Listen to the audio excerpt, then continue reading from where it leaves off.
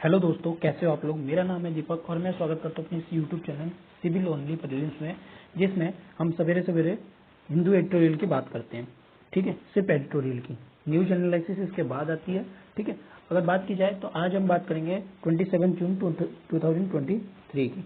चलिए स्टार्ट करते हैं आज की अगर एडिटोरियल की बात कीजिए तो एडिटोरियल में सिर्फ दो ही एडिटोरियल जो है ठीक लगा मुझे, क्योंकि यही दोनों ही डिस्कस, बाकी एक मॉनसून के ऊपर काम की नहीं है आपकी, क्योंकि कुछ भी नहीं है इसमें दे रखा है। दूसरी रसिया की प्रॉब्लम के बारे में दे रखा है, तो वो इंटरनल प्रॉब्लम है, तो इंडिया के यूपीएससी लेवल पे कुछ भी रिलीवेंट नहीं है। एक हिंदुत्व के बारे में है, ठीक है, और एक पॉलिटिक्स के ऊपर है, तो इसलिए मुझे कोई खास नहीं लगे। तो एडिटोरियल में सिर्फ दो ही एडिटोरियल जो है आज इम्पोर्टेंट है। तो चलिए बात करते हैं दो एडिटोरियल की। सबसे पहला एडिटोरियल जो कि इम्पोर्टेंट भी है, ये अगर देखा जाए तो सबसे इम्पोर्टेंट आज का एडिटोरियल में सबसे इम्पोर्टेंट सेक्शन आज का यही रहा।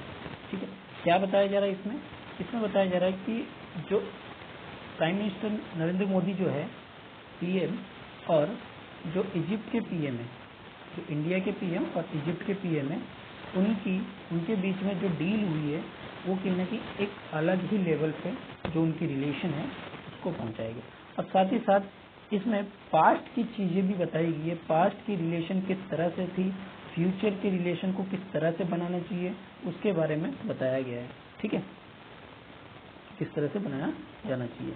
और साथ ही साथ बताया गया है कि जो कुछ ऐसी सर्कमस्टेंस आया है जहां पे इंडिया और इंडिया और इजिप्ट के रिलेशन और भी ज्यादा स्ट्रेंथ हुए हैं, जैसे कि आपके लास्ट ईयर वीट का एक्सपोर्ट को लेके, जहां पे रसिया और यूक्रेन की लड़ाई हो रही थी, वॉर हो रहा था, उनके बीच में जो शॉर्टेज हो गई थी फूड की, तो उसके वजह से वीट जो है सप्लाई किया गया था इंडिया की तरफ से। ठीक है, और दूसरी चीज जो टेंशन यानी कि जो कि आपके साउथ अफ्रीकन स्टेट वगैरह में जो टेंशन है, जिस तरह की जैसे सूडान वगैरह में कम्युनल राइट्स वगैरह होते हैं, इसराइल में जो टेंशन है, उस चीज के बारे में बताया गया है कि यहाँ पे किस तरह से वायलेंस वगैरह बढ़ रहे हैं, उस चीज को कहीं ना कहीं रोकने की जरूरत है। ठीक है, और एक चीज इसमें बताया गया है कि किस तरह से जो नई जो आपके फ्यूचर इन्वेस्टमेंट है, जैसे कि NBD national NDB development bank जो है बनाया गया था, ठीक है, कहीं उसके साथ जोड़ने की बात की गई है, ग्रुप 77 की बात की गई है, तो इस तरह से बात की गई है। तो हम इसके कंटेक्स्ट को जान लेते हैं, क्या क्या कह रहा है कंटेक्स्ट में। क्या कह रहा है, the grand revival India and Egypt have reestablish close tie in recent year. देखिए क्या हुआ, इंडिया और इजिप्ट का जो रिलेशन है, टाइज है, वो कहीं ना कहीं अलग ही लेवल पे अभी तक पहुंच रहा है। ठीक है, इसका जो टाइज है वो अलग ही लेवल पे पहुंच रहा है। ठीक है, तो इसमें क्या हो रहा है, क्या फायदा हो रहा है, कहीं ना कहीं दोनों के म्यूचुअल बेनिफिट जो है इससे हो रहा है, और इनकी जो रिलेशन जो है वो कहीं ना कहीं स्ट्रांग होते जा रहा है, यानी कि जो टाइज वगैरह है वो कहीं ना कहीं स्ट्रांग होते जा रहे हैं। ठीक है, अब स्ट्रांग होने से इनका इंटरनेशनल रिलेशन भी कहीं ना कहीं बहुत ज्यादा बेटर हो रहा है। अगर दोनों ही मिनिस्टर की बात करें, अभी जो प्राइम मिनिस्टर नरेंद्र मोदी है उन्होंने मीट किए थे किससे, इजिप्ट के president Abdel Fattah L CC से। ठीक है, जो कि इंडिया की टाइज और वेस्ट एशियन नॉर्थ अफ्रीका की रीजन को जो लंबे समय से ओवरड्यू था, कहीं ना कहीं एक हिस्ट्रिकल टाइज से जोड़ने की कोशिश कर रहे हैं, यानी कि एक ऐतिहासिक जो टाइज है वो कहीं ना कहीं बनाने की यहाँ पे बात की जा रही है दोनों प्रेसिडेंट के बीच में। ठीक है, अगर यहाँ पे बात की जाए तो दोनों ने कहीं ना कहीं फ्रेंडशिप ट्रीटी को साइन कर रखा है, फ्रेंडशिप ट्रीटी 1955 को साइन कर रखा है। इंडिया जो सपोर्ट देगा इजिप्ट को, और साथ ही साथ जो स्विस कैनल है वो क्राइसिस है 1956 को, उसको भी इंडिया ने क्या कर रखा है, सपोर्ट किया है। ठीक है, अगर बात की जाए नॉन अलाइनमेंट मूवमेंट की, दोनों कहीं ना कहीं जुड़े हुए हैं 1960 से ही नॉन अलाइनमेंट मूवमेंट की, और ये इनको फाउंडिंग मेंबर भी कहा जाता है।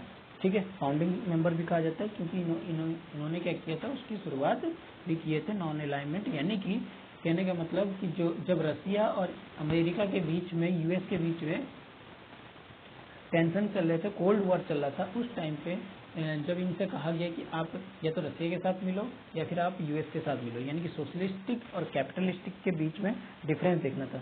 यहाँ पे सोशलिस्टिक और कैपिटलिस्ट क्या होती है? सोशलिस्टिक मतलब पूरी सारी चीज़ कंट्रोल किसके अंडर में होगी? कंट्रोल जो होगी गवर्नमेंट के अंडर में होगी, ठीक है, तो उसको क्या कहेंगे? Socialistic design. और अगर हम कैपिटलिस्टिक की बात करें तो सारी जो इंतजाम है वो किसके अंडर में होगी? कैपिटलिस्ट, यानी कि पैसे वाले लोगों के बीच में रहेगी, इसलिए उनको कैपिटलिस्टिक कहते हैं, यानी कि मॉडर्न चीज़ों पे खर्च करना, ठीक है, सोशल चीज़ों को कम खर्च करना, मॉडर्न चीज़ों पे ज़्यादा डेवलप करना। तो इसीलिए आज यूएस को जो कहा गया कैपिटलिस्ट कंट्री है, और जबकि जो आपके रसिया है उसको सोशलिस्टिक कंट्री के रूप में जाना जाता है। तो दोनों ही मेंबर क्या हुए, एक बीच का अप्रोच निकाले जिसमें कहा कि हम ना तो यूएस के साथ रहेंगे और ना ही आपके रसिया के साथ रहेंगे। तो इन्होंने एक कॉमन एजेंडा निकाला जिसका नाम है नॉन अलाइनमेंट मूवमेंट, जो कि 1961 से दोनों ही इसके फाउंडिंग मेंबर बने हुए हैं, ठीक है।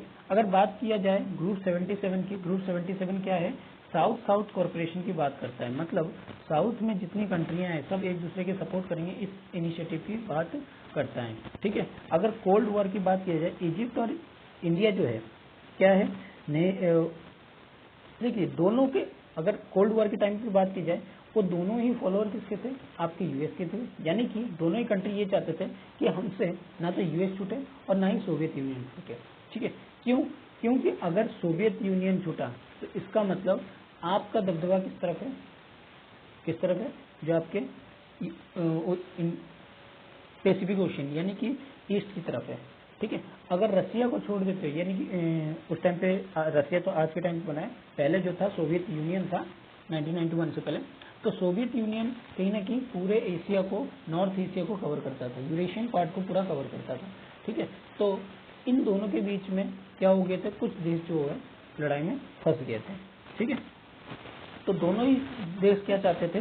ना तो हम यूएस से अलग रहे और ना ही हम सोवियत यूनियन से अलग रहे, तो इसीलिए उन्होंने क्या किया? नॉन अलाइनमेंट मूवमेंट स्टार्ट किया, ठीक है। अगर इनकी बात की जाए, इनकी जो डिप्लोमेटिक रिलेशन जो है वो भी कहीं ना कहीं अच्छी होने की बात की जा रही है। देखिए कब, जब आप एक्सपोर्ट जब है, जो क्या हुआ था यूएस में, यूएस कह रहा हूँ, यूक्रेन, और जब वॉर हो रहा था किसके बीच में? आपके रशिया के बीच में, तो उस टाइम पे मैंने कहा जैसे कि सप्लाई जो है, सप्लाई चेन में फर्क आ गया था। अब सप्लाई चेन में फर्क आएगा तो इससे क्या होगा?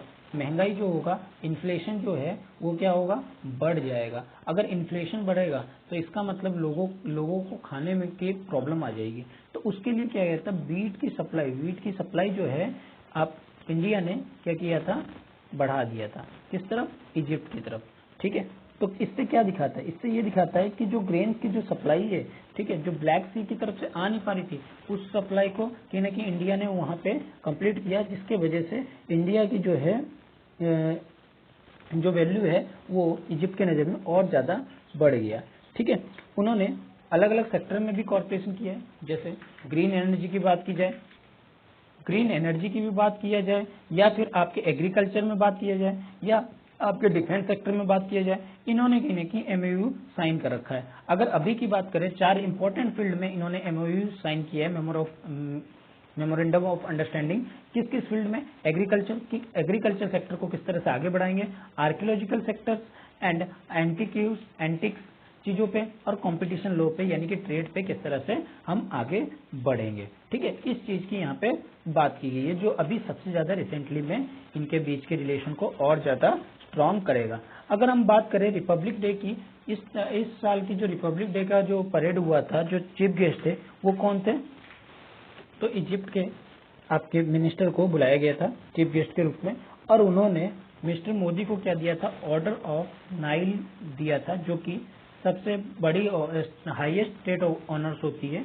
किस वजह से? अगर आप ह्यूमैनिटेरियन बेसिस पे अगर ऑफर करते हो इजिप्ट को कुछ भी चीज़ें, तो वो आपके लिए ऑर्डर ऑफ नाइल जो है वो आपको देते हैं।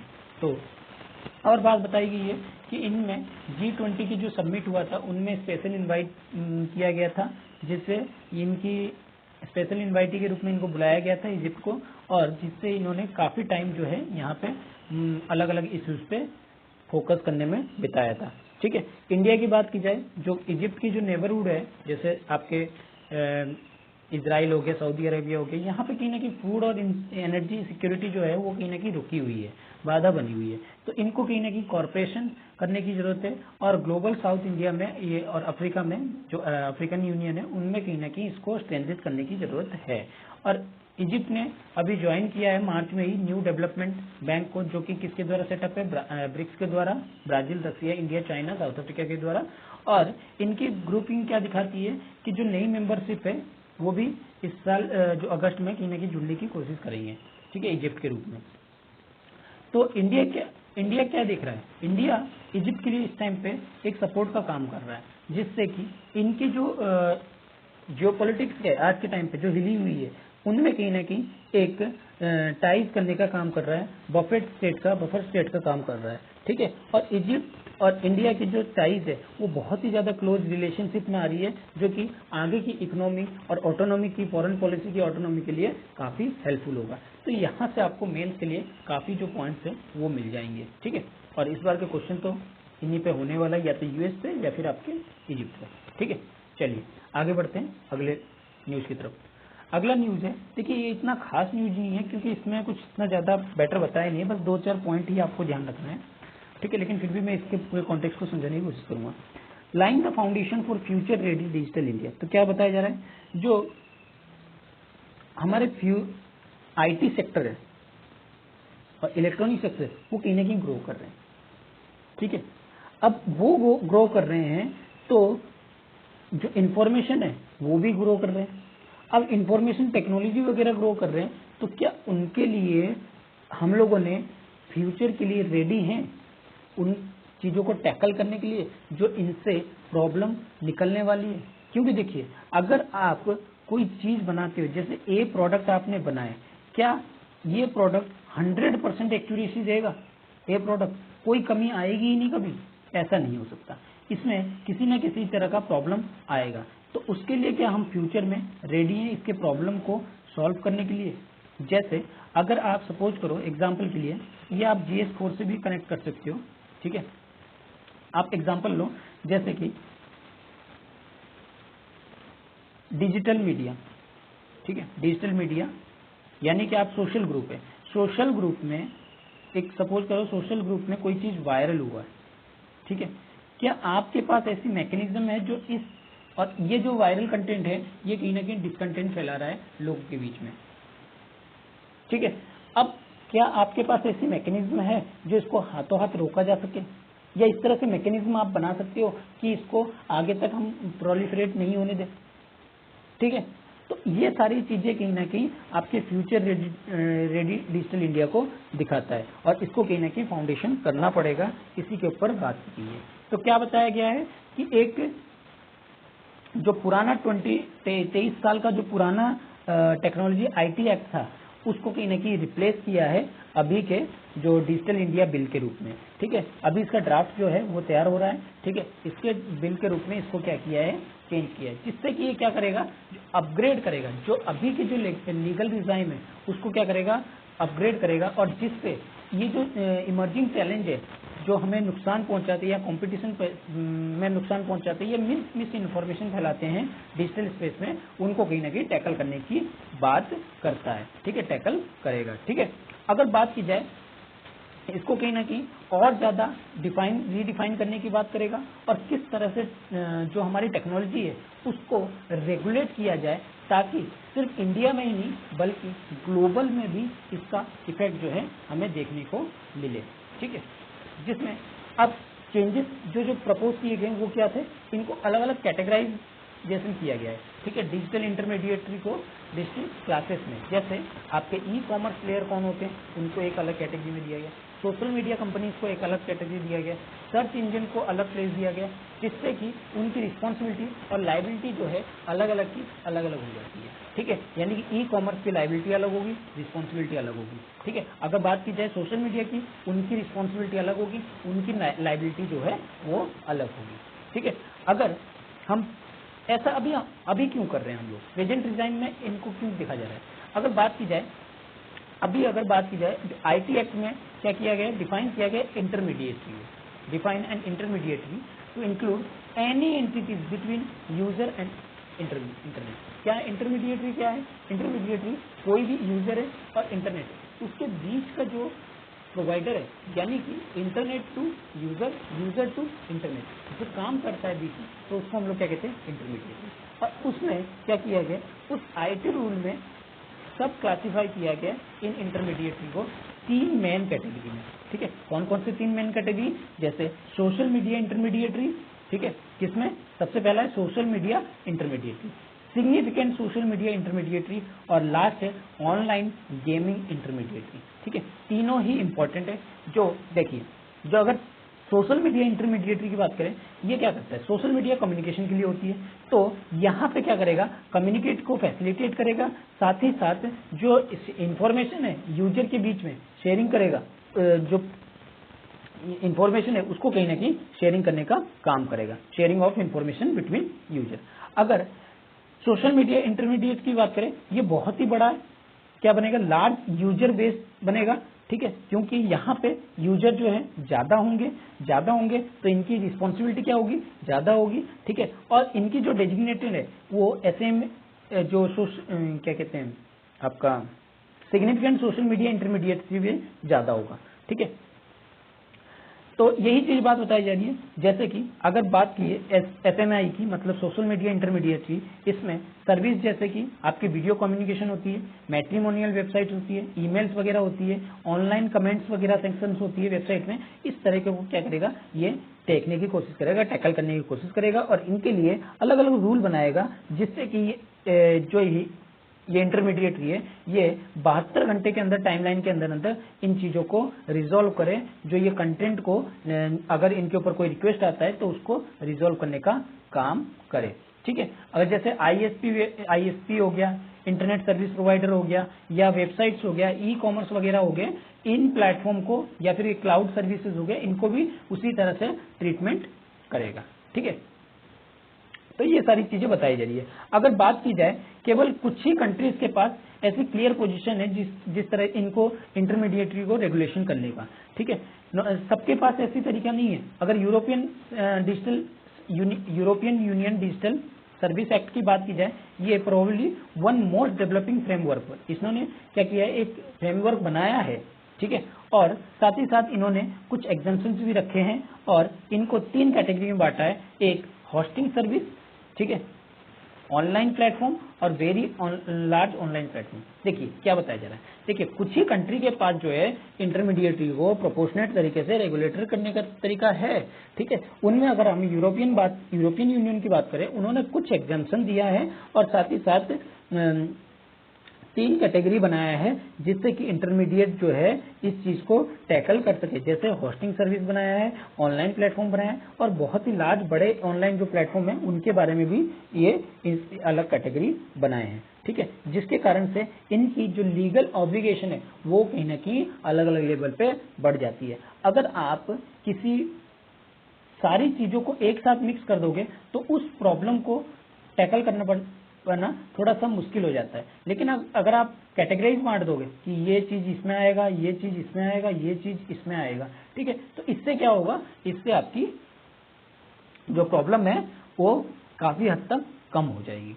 ठीक है, और जो रिस्क है वो भी कहीं ना कहीं कम होगी। ठीक है, और अगर बात की जाए ऑस्ट्रेलिया की, ऑस्ट्रेलिया ने क्या किया है?